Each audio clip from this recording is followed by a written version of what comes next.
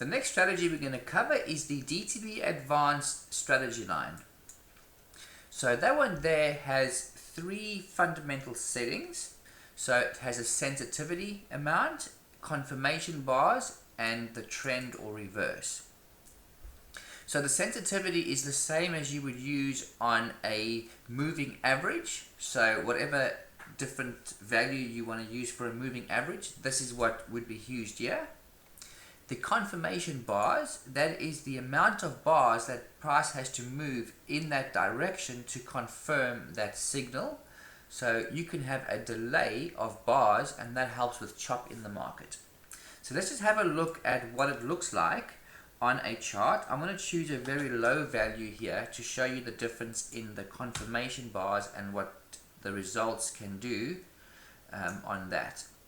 So I'm going to pop this on another account. I'm going to use a 10 sensitivity with 1 confirmation bar on trend and activate that. And as you can see, what happens is the very first bar that closes above the line, the strategy line, it enters on that bar.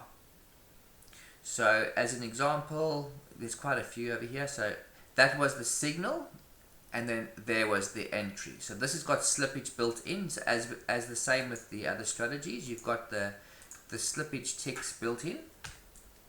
So this is just on a 1 bar moving 1 bar signal. So you notice all the zigzagging of trades over there. In fact, if I just make this data series, if I just make the plotting a little bit more clearer, so you can actually see the values of those lines, or you can see those lines. So that just shows you the trades that would have entered with that setting. So if I go to the strategy now, and if you keep a mental picture of the zigzagging over here with the 1 confirmation bar, if I go and change that to a 3 as an example, you will notice that you'll notice that it will have less trades in that area. So it's not going to act on those signals. So it's going to require 3 bars to close in the given direction of that signal. So as an example, here is 1 bar, 2 bar, and that's the 3rd bar entering on the beginning of the next bar. So 1st bar, 2nd bar, 3rd bar, signal entry. So that's how the confirmation bars work, and the more you increase the confirmation bars, the fewer entries there are going to be, and there'll be less zigzag entries. Now we have just chosen a 5-5 chart, which is not ideal for the settings that we are using. Obviously we're using just a very small sensitivity, but as an example, if you do a 10 sensitivity with 10 confirmation bars, the results will be slightly better, but probably not anything really good. I mean, there we've got a 5,000 drawdown and only 1,500 profit over that week. 2 weeks actually. So as you can see, there's a huge difference that the confirmation bars has on what the strategy actually does. Alright, so what I've done is as I did with the last strategy, I've actually gone in and created a few charts. I've used a lot of the time frames from the previous charts, or from the previous strategy. So here is a 10-10 bar with settings on if I go into the strategy settings, this one has a 90 sensitivity with a 7 confirmation bars on trend. So that is currently what it's doing. So there's the first signal that it has just entered. These are all active, by the way. I've just activated them on the Sim 101 chart. So obviously this is not something you would do, but I'm just showing them, you know, the current positions that they are actually in. So that's the 10-10 chart. Here is a 135.48. So same type of thing, all the entries. It's also currently in a buy signal. If I activate the chart trader, I know what's happening. So there'll be buy and sell signals on at the moment. Okay, so that's that chart. If I look at the next one, 166.22. So that is another chart. This one's got a really good historical performance on it for the last 2 weeks. So I again use this exact same data that we used in the previous strategy. So basically from the 16th to the 25th, actually I've got 10 days of data on this chart. So what it's actually done, it's gone to the 26th. So yes, the other strategy that we did, the advanced retracement, we did 16 to 25, but now this is 17 to 26. That's basically a day later. So basically these settings that we were using, these settings that we are running now is just an extra day. And yesterday the results would have been over there. So today's results so far, well, the 24th, was basically doing that. So there was no trade on the 25th on this one. Okay, so that is the 166.22 bar with a 70 sensitivity on trend. The next one I've got is a 10-minute bar. So a 10-minute bar, if I go into the strategy settings, I've got a 40 with 8 confirmation bars on trend. So again, those are all the positions that the strategy would have entered had those specific settings been applied. So going into the performance of it, with the slippage, it only entered 11 positions, so the commission would have been very low, and it only had a few trades, which is good, and then tapered off the last 2 days. So that was the first position from today that this strategy is showing.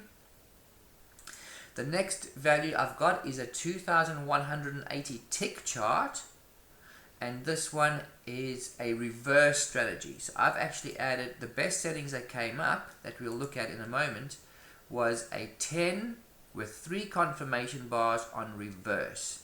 So if I go to the strategy performance of this one is going to show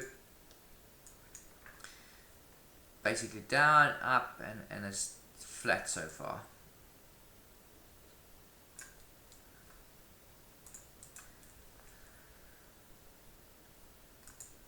Okay, so that is the tick one, and I've also got a volume chart. So this one is a 1920 volume, and it's also on reverse. So this is also on a reverse setting. And the good thing about the reverse is that you would use a reverse when the market is basically ranging like this. So just up and down, and what happens is it catches those little ups and down movements, and really works. And sometimes too, like when the market opens, you get that initial huge drop down from the previous day, and what the strategy will do is enter a short, and then it will enter a long as well. So just how the strategy, how it performs, when it gets activated, and in this case actually ran all the way up there and then entered a reverse over there. So just the way that it is programmed to pick up different type of market conditions when the session starts.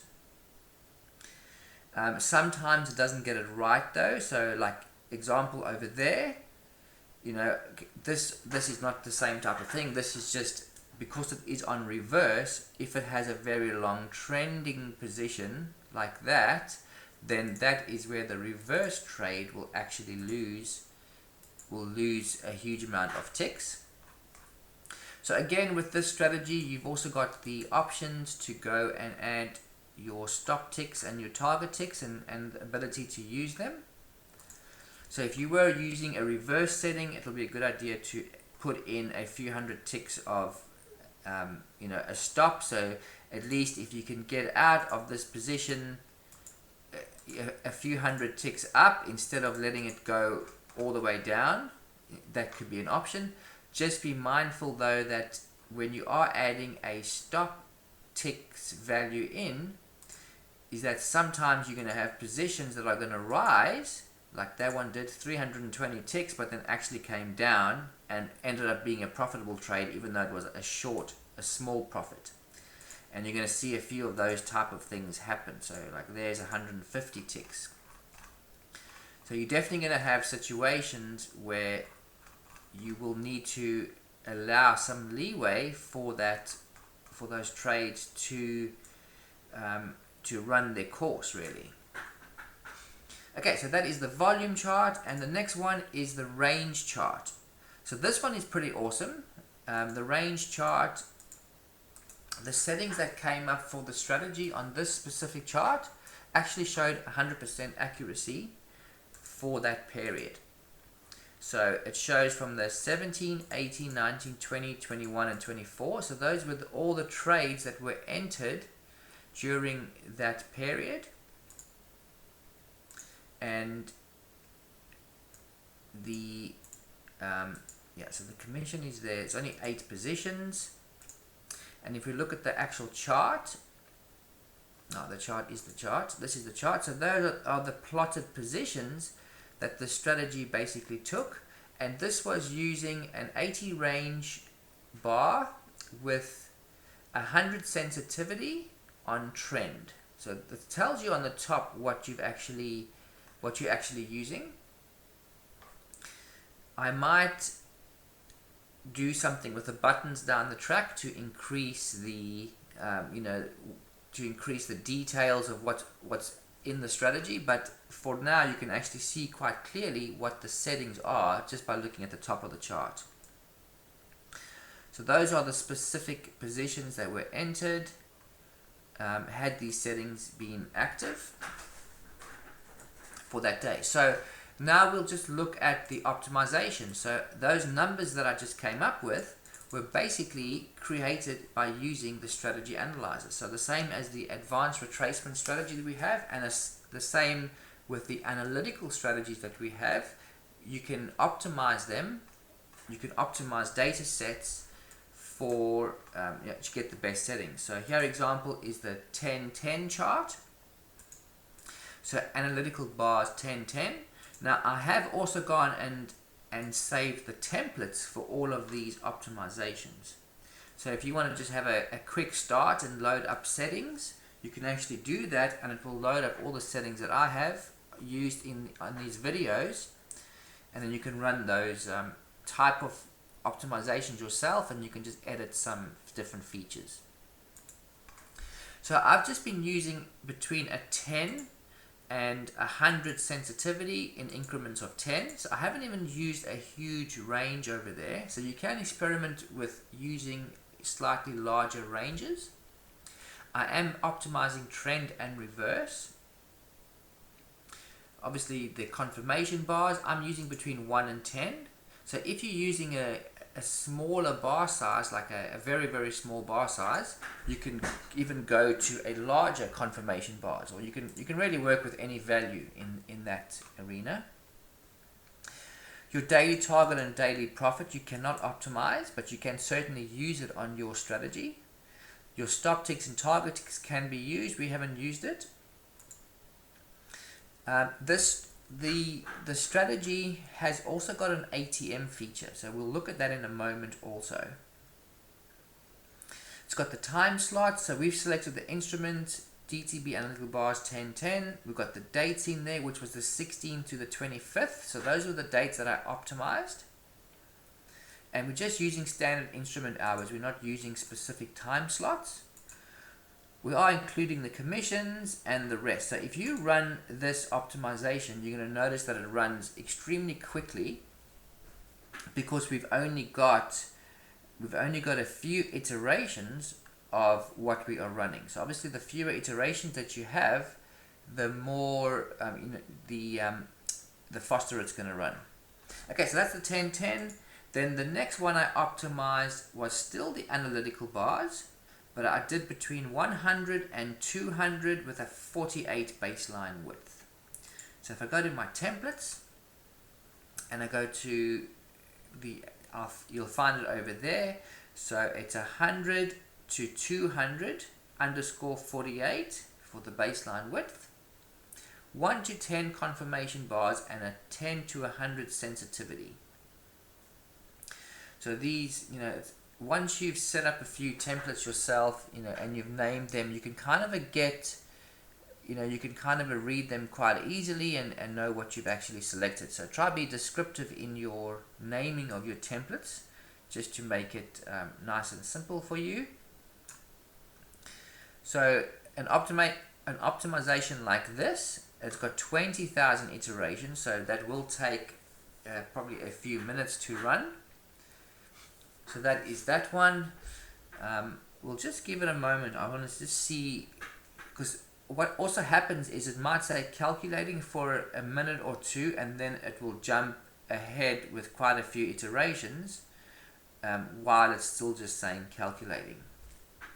So if you see it saying calculating, especially when you're running your optimization for the first time, it might take initially a bit longer to run until that data has all been downloaded or all been basically analyzed by the strategy analyzer. Next one we can look at is it's another lot of the analytical bars. So I went and put a 34 to 200 with a 22 baseline width. So same settings as before, we're just modifying the baseline width for the analytical bars. Then I've also got a minute chart. So I've gone and loaded up I've gone and optimized the data series, and I've selected minutes between 1 and 120, and I have left the same settings on top, so between 10 and 100 and 1 and 10. And I'm optimizing obviously the minutes, and I've also saved that as a template saying NQ 1 to 120 minutes with all the rest. Let's see if this one is going. Oh, it's already done. Okay. Or is it the second one? I wasn't sure now which one we clicked on optimize. Well, I might have made a mistake by clicking a bit too quickly. So when you've got optimizations running, just be very wary on clicking anywhere on the charts, especially if you're switching between tabs, because it does consume a lot of system resources, unfortunately. So like NinjaTrader is it consumes a lot of resources when it's busy running through optimizations. So just be very mindful of that, and I think I might have made it freeze. So I'm just going to be very careful now what I click on. I find that if I have done that, I just give it a few minutes and I come back and it's basically found it's caught up. So I'll just pause the video and come back to this. Okay, so that took about 3 or 4 minutes. Oh, and just as I say that, it's doing this, but there we go. Luckily it's back. So we ran these optimizations. I didn't get to see exactly how long it took, but it took under 5 minutes to run. And we were basically at this point here discussing the last one was the minute. So we clicked on the minute, we actually watched the minute, and that's how I basically got the setting earlier for the minute chart, wherever that has disappeared to. So the minutes chart that we worked on was the fourth one. So that was the 10-minute chart. Now bear in mind, I have actually only optimized until the 25th, not the 26th, so it's not actually going to change anything on the chart. So you want to optimize up until your current date. So by adding the last day of the week, it's going to basically optimize up until current price. You can also add the following trading day. So we are on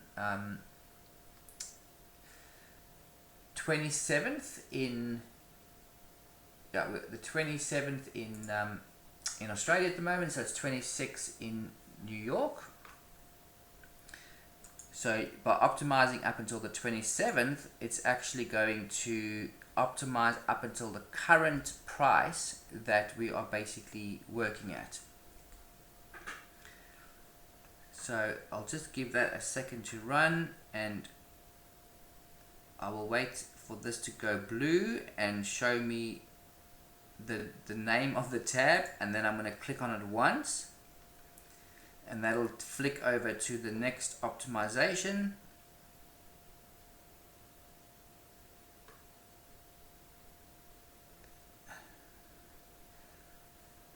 So just be mindful. So it's probably not a good idea to do what I've done here, is having multiple analyzer tabs.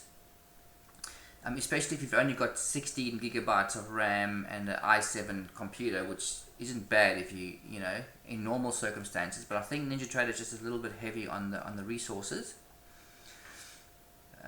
So just be mindful of that. I've got, so like this one here, I chose the 2180 tick because that was the one that gave the best values. But we were looking at the other settings for the last two tabs. So give that a second to think, and I'm going to maximize that.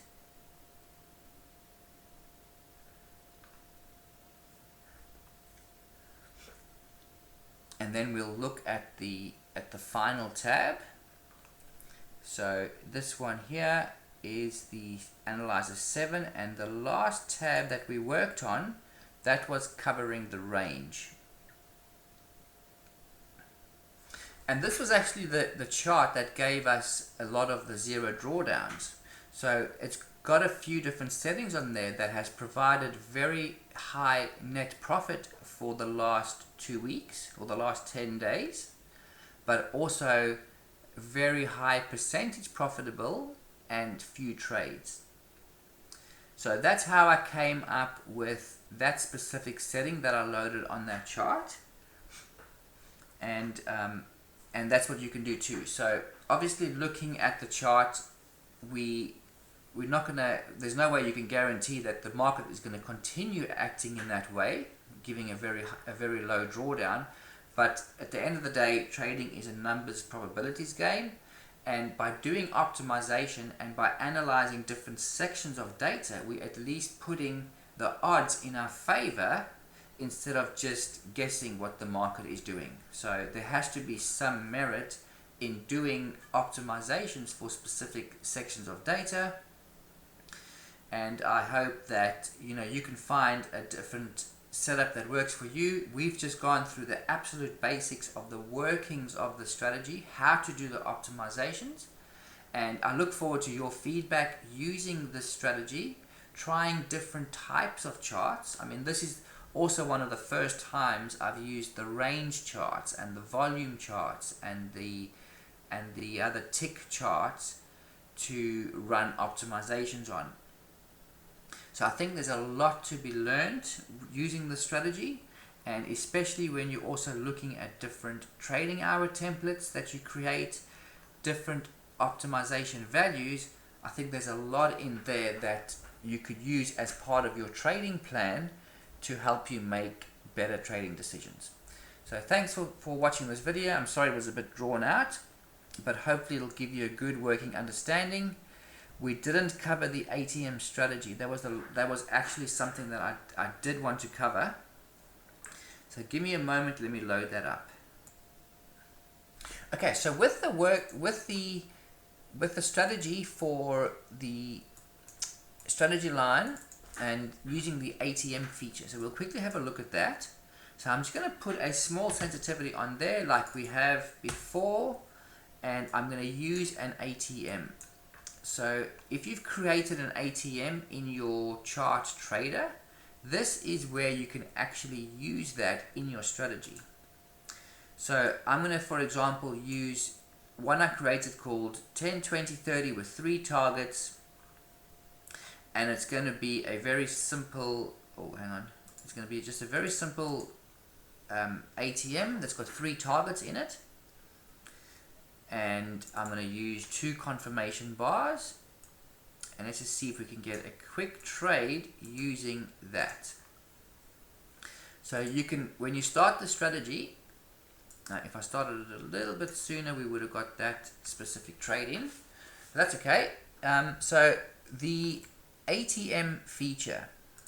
So this is where you can go and create your ATM. So you click on the custom button over there. You can go and select how many orders you want to enter, how many contracts.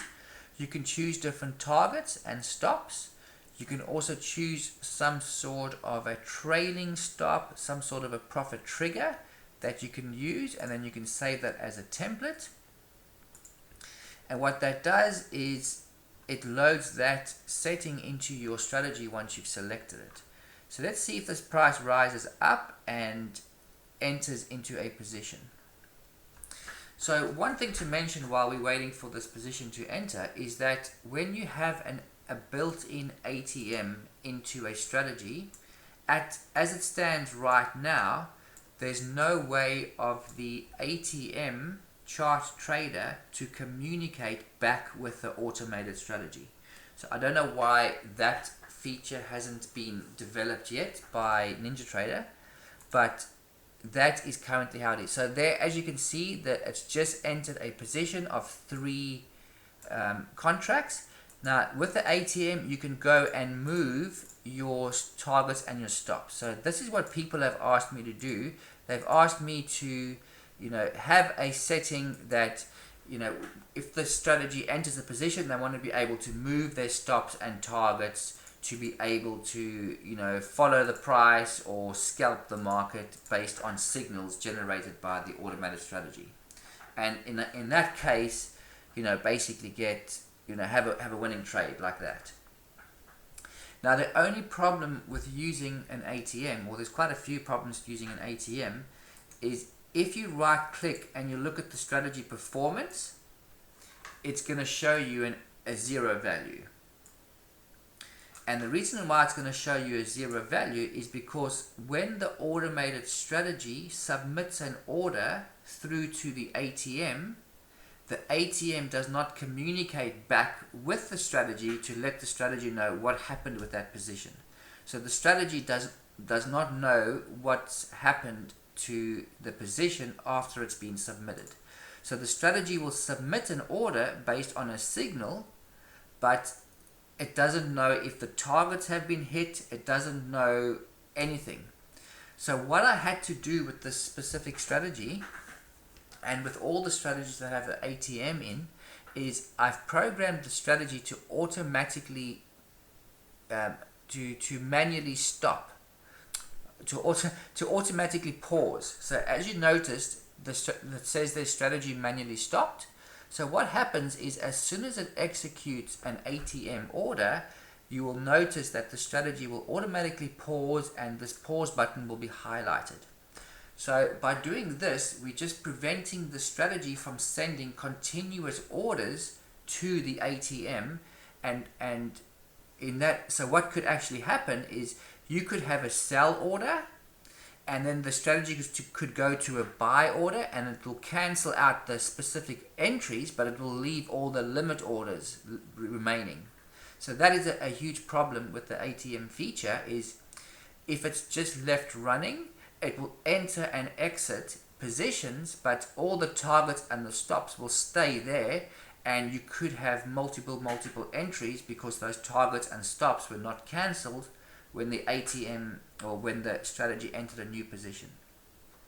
So if you want the strategy to enter a new position again, all you have to do is click on the start button, and it will act on the next signal. So that is what I've done with this strategy, and it's only for those who really want to manage their stops and targets. So it is a more hands-on approach to this strategy, using the ATM only, because it will pause after a position has been executed, and it's up to you whether you want to go and start it again to enter on the next trade. So you will only really use the ATM feature if you are sitting and watching the charts and don't want to be you want the strategy to enter when the strategy has got a good signal to enter.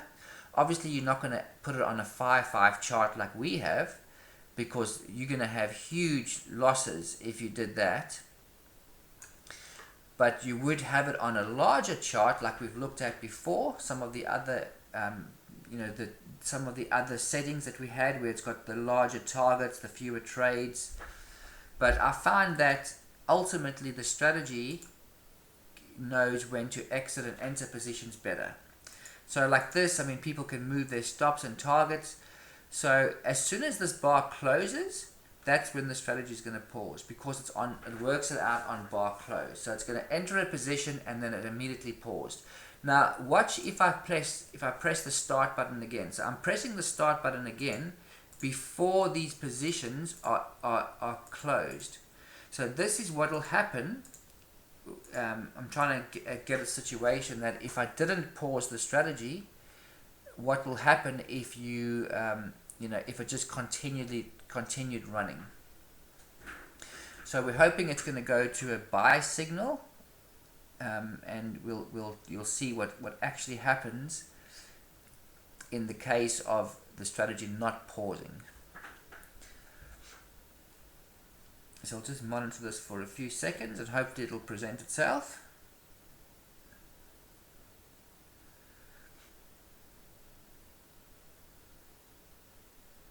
So there we go. See what happened over there?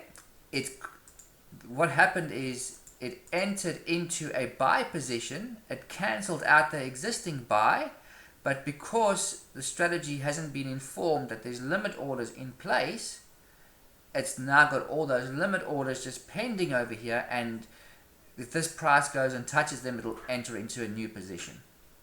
So that's why it's vitally important that the strategy has to pause after submitting an ATM order. So it's unfortunate that has to be the case at this stage, and until I can find a way to be able to program it in such a way that it cancels these limit orders. You would think it's a very simple thing, but it's actually not.